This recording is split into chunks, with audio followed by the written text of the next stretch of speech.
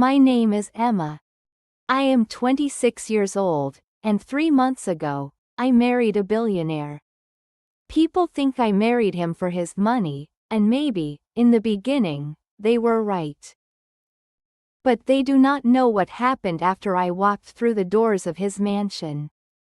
They do not know what I discovered about the man everyone called Heartless.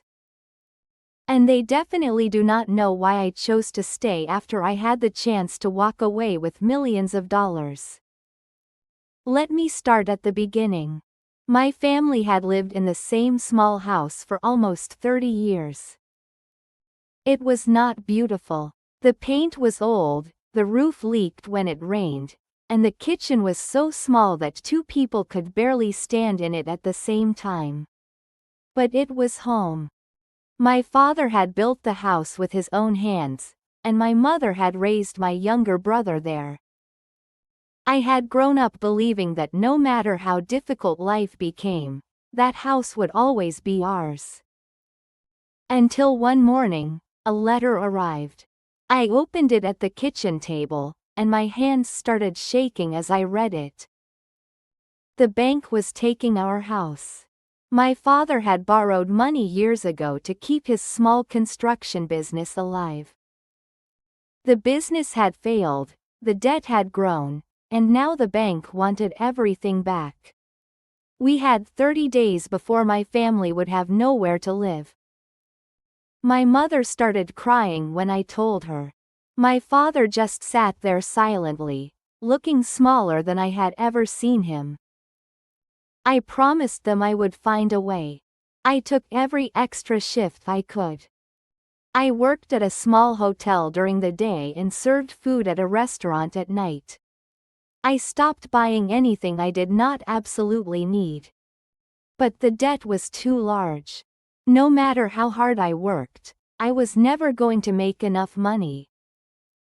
Then, one rainy evening, a black car stopped outside the restaurant. A man in a dark suit walked inside and asked for me. I thought I was in trouble. Instead, he handed me a business card with only one name on it: Alexander Black. I knew that name. Everyone did. Alexander Black was one of the richest men in the city. He owned hotels, restaurants, apartment buildings, and several large companies. People said he was cold, that he never smiled, that he had fired employees for making tiny mistakes. Some newspapers called him heartless. I laughed when the man told me Alexander wanted to meet me. Why would a billionaire want to meet me? The man only said, "He knows about your family." The next morning, I went to Alexander Black's office. The building was enormous, with marble floors and walls covered in expensive paintings. I felt like I didn't belong there. Then the elevator opened, and Alexander was standing by the window. He was 41 years old, tall, quiet, dressed in a black suit. He turned around and looked at me with serious eyes. He didn't smile, and he didn't offer his hand. He simply said, "Sit down." He placed a folder on the table with documents about my family's house. I asked how he knew about this, and he said he knew everything about the people who owed money to his companies. I asked if he was there to collect the debt, and he said no. Then he said something I never expected to hear. He wanted me to marry him. He explained that he would pay my family's debt, and in exchange, I would become his wife. I told him this was a joke, but he said it wasn't. When I asked why me, he explained that his family was trying to take control of his company. His father had recently died, and there was a clause in the estate plan. If Alexander married before his next birthday, he would keep full control of the family trust. If he remained unmarried, his family could challenge his position. He needed a wife for 1 year, and then we would divorce. He opened another folder with a contract. He would pay my family's entire debt and give me enough money to rebuild my family's life. In return, I would live with him for 1 year and pretend to be his wife. I knew I should leave, that this was crazy, but then I thought about my mother crying at the kitchen table, my father's face, and the house where I had grown up. I asked if he really expected me to marry him, and he said no. He expected me to save my family. I signed the contract. 3 days later, I became Alexander Black's wife. There was no romantic wedding, no flowers, no dancing, no family celebration. We went to a small private ceremony, and when I signed the marriage certificate, my hand was shaking. He signed without hesitation, then asked if I could still change my mind. I shook my head, and he said, "Then it's done." That night, I moved into his mansion. I had never seen anything like it. More rooms than I could count, a huge staircase, a library, a swimming pool, a garden larger than the neighborhood where I grew up. But the house felt strange, beautiful and completely empty. Alexander showed me my room and told me his was across the hall. There was no touching, no romance, no attempt to act like newlyweds. For the first few days, I barely saw him. He left early in the morning and came home late at night. We ate separately and lived like two strangers who happened to share a house. Then one evening, something changed. I was walking downstairs when I heard piano music, beautiful but with something painful in it. I followed the sound and found Alexander sitting alone in the living room, his jacket on the floor, his tie loose, his eyes closed. He stopped playing when he noticed me and asked why I was awake. I told him I heard the music. Then I noticed a photograph on the piano. A woman, a little boy, a little girl, and a much younger Alexander. When I asked about them, he said they were gone. His mother had died when he was young, and his father had become obsessed with business. His brother and sister had grown up fighting for their father's attention, and Alexander had spent his entire life trying to become successful enough to finally be loved. But success never fixed anything. His father died without telling him he was proud of him. His mother was already gone. His brother hated him, and his sister blamed him for everything. The mansion was filled with expensive things but no one he could trust. For the first time, I understood that the man everyone called Heartless wasn't heartless. He was lonely, terribly lonely. A few weeks later, his family came to dinner. His brother, Daniel, looked at me from across the table and called me the wife.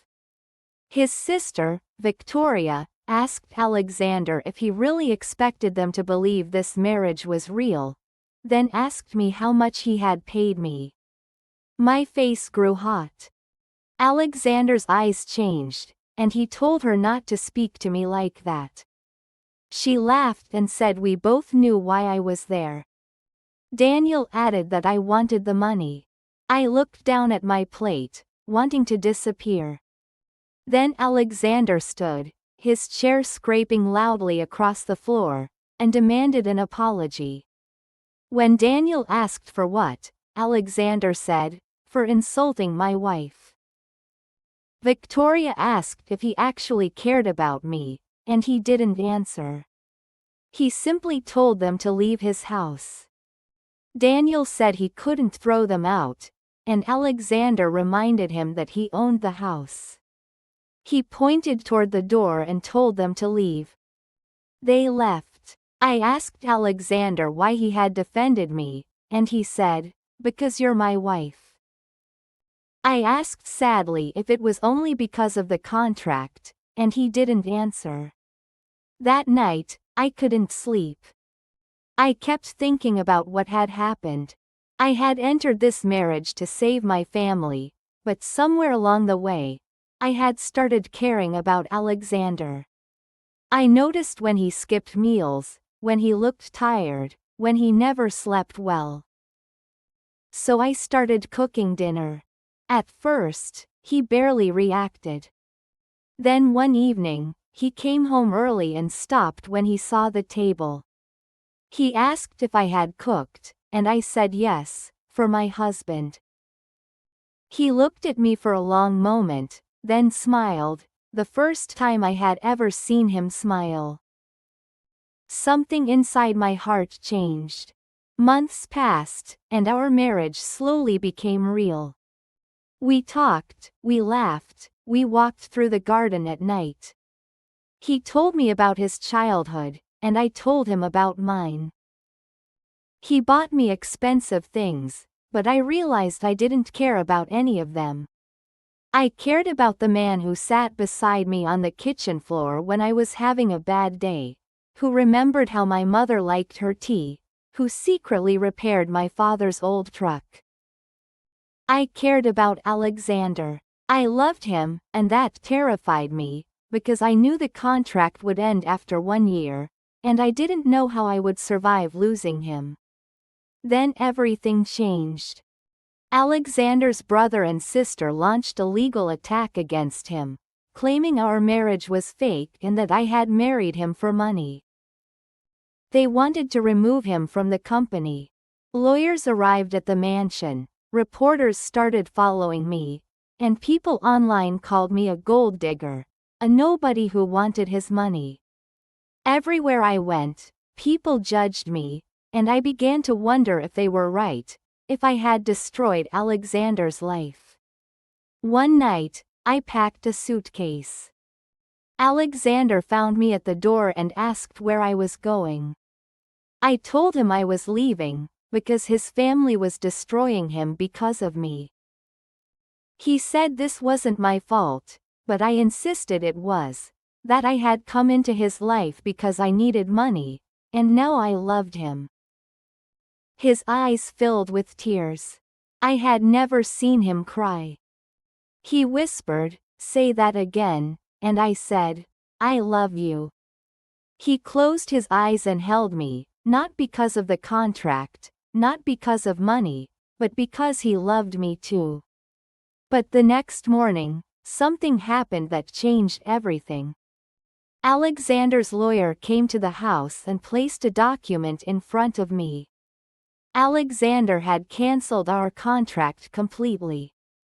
There was no longer any agreement forcing me to stay, and he had transferred enough money into my account to make my family financially secure for the rest of their lives. When I asked why, he said he didn't want me to stay because I owed him. I started crying and asked if he was giving me everything. He said no, he was giving me freedom.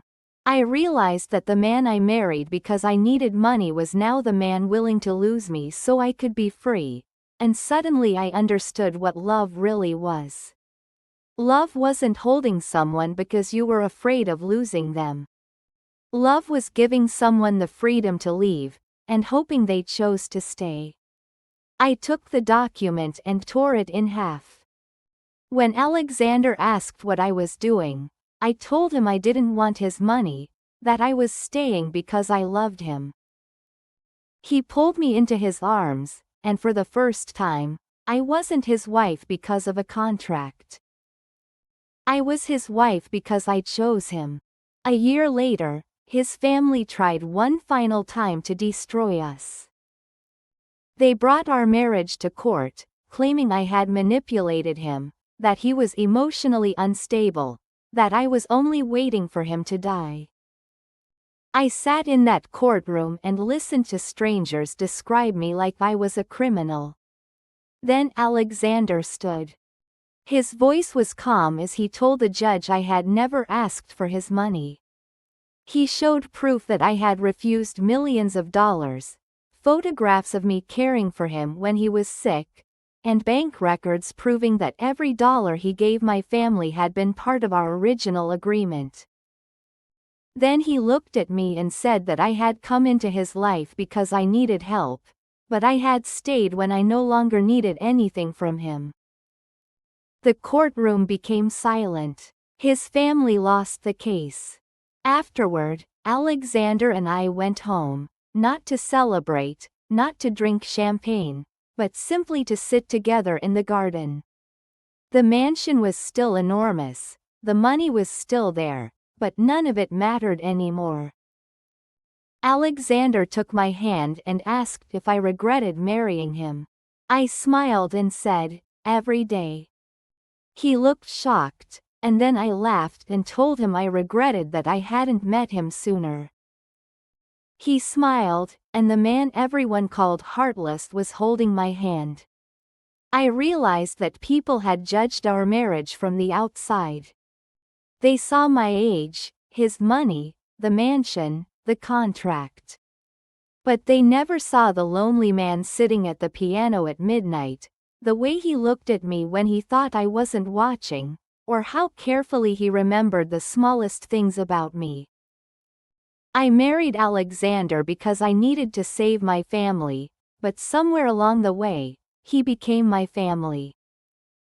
And if I had to make the same choice again, I would still choose him, not because he was a billionaire, not because he could give me a mansion, but because underneath all that money was a lonely man who had spent his whole life believing that nobody would ever stay. And I stayed, not because I had to, not because of a contract, but because I loved him.